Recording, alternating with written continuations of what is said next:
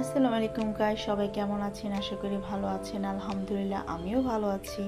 তো আজকে যাচ্ছি আমার মেয়ের স্কুলে। তো সকালে ওকে আমি সুন্দর করে ঘুম থেকে উঠিয়ে নাস্তা দিয়ে এখন আমি চলে যাচ্ছি স্কুলে। তো বাসা থেকে বের হচ্ছি এখন। তো পথে আমার এক আন্টি জিজ্ঞেস করতেছিল, তুমি কেমন আছো? পরে বলতেছে, হ্যাঁ আমি ভালো আছি, আপনি কেমন আছেন?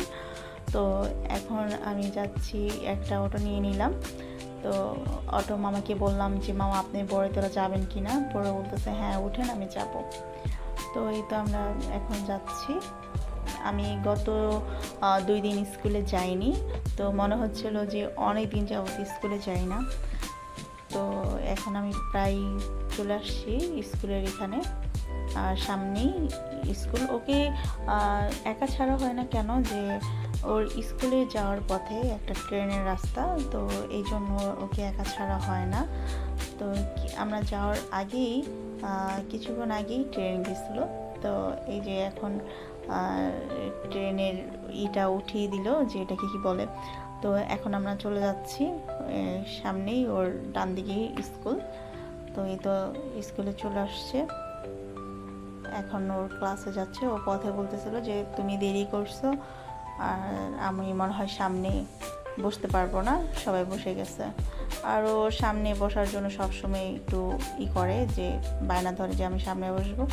তো আসলেই সবাই বসে গেছে। তো 3 নাম্বার বেঞ্চে, না জানি 4 নাম্বার বেঞ্চে বসছিল। এখানে হচ্ছে এই স্কুলের মাঠ। আর সামনে যে ভবনটা দেখতে পাচ্ছেন, এটা হচ্ছে নতুন ভবন। মনে হয় এটা জানুয়ারিতে আর কি চালু করবে, আমি সঠিক জানি না। এখনও স্কুলের অনেক কাজ বাকি। তো সব কিছু ছড়িয়ে ছিটিয়ে আছে সব জায়গায় স্কুলের মালপত্র। তো আমি এখন বাসায় চলে যাব, এই জন্য বলতেছি যে আমি বাসায় চলে যাব, টিফিন নিয়ে নিতে আসবো তোমাকে। পরেও বলতেছি আচ্ছা যাও।